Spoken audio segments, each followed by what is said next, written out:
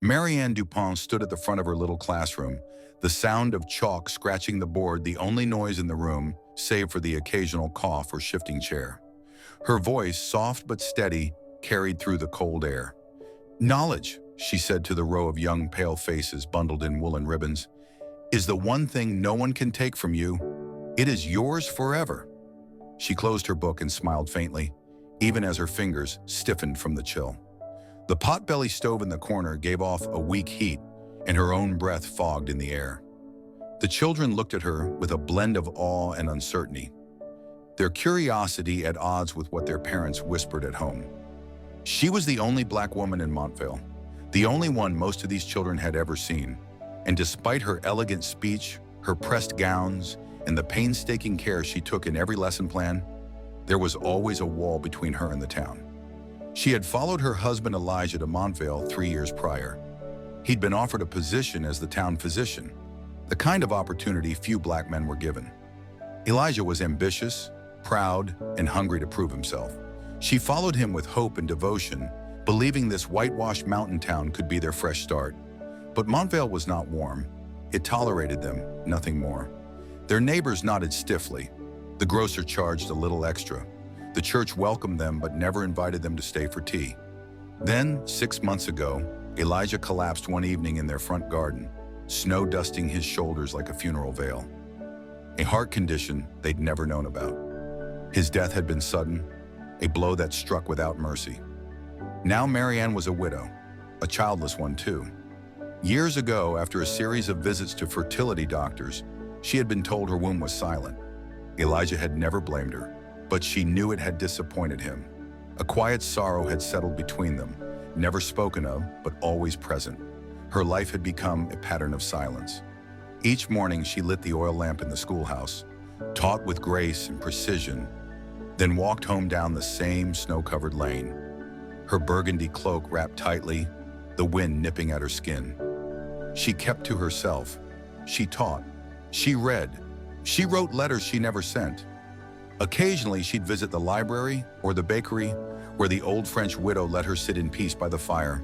And it was on one such day, in the heart of winter, that she met Lord Alistair Hawthorne. It began simply. She was carrying a crate of new books from the train depot to the schoolhouse, her gloved hands aching from the cold. A slip on black ice sent her books flying across the snow-covered path. She let out a small gasp, more from embarrassment than pain. A pair of black boots stopped beside her. She looked up, tall, white-haired, finely dressed, eyes the color of pale smoke. He knelt without a word and began gathering the books. "You've quite the library," he said with a surprisingly warm voice. "British, refined, or a spine of steel to carry it all." She stood, brushing snow from her skirts. "Children's books, for the classroom." "Ah, then the burden is noble." He handed her the last book, Aesop's Fables. Their hands touched just for a moment. He introduced himself with a bow. "Lord Alistair Hawthorne." She blinked, recognizing the name. The wealthiest man in Montvale, a reclusive widower who owned half the town. "I'm Marianne DuPont," she replied. "School teacher." "A noble burden indeed," he said again with a smile, before tipping his hat and stepping back into his waiting carriage. That should have been the end of it, but it wasn't. He began appearing on her walk home, always at a respectful distance, always with a conversational tone. He asked about her lessons, what books she liked, what she thought of Plato.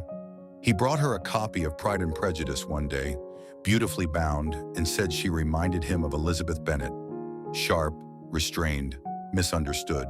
She laughed. "That's generous." He studied her then. "It's honest." Soon he invited her to the Hawthorne estate.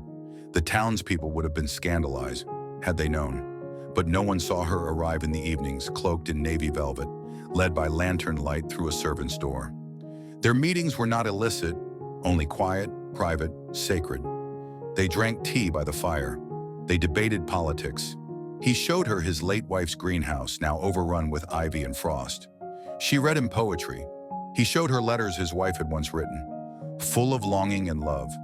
"I've not let anyone read these," he said. "I'll treat them with care," she whispered. The town began to notice their growing closeness. She heard the whispers, the stares, One mother pulled her child from the schoolhouse. The grocer grew ruder.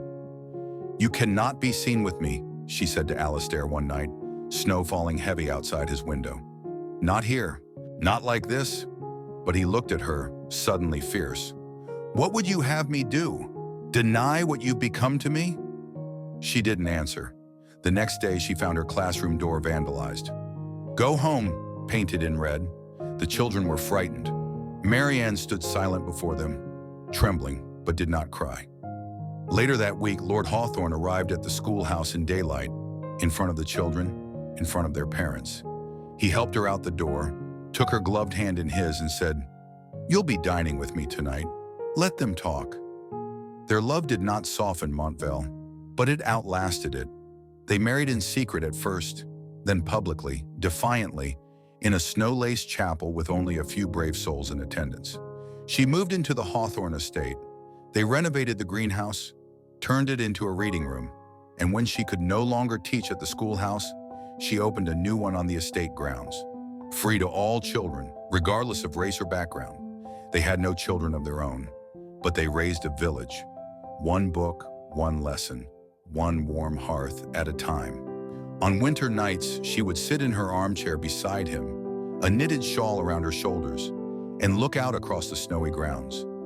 Her past felt far away, a different life, one that had shaped her, but no longer confined her. She reached for his hand, and in the stillness of that Victorian winter, she bloomed. If you enjoy this story, please like and subscribe.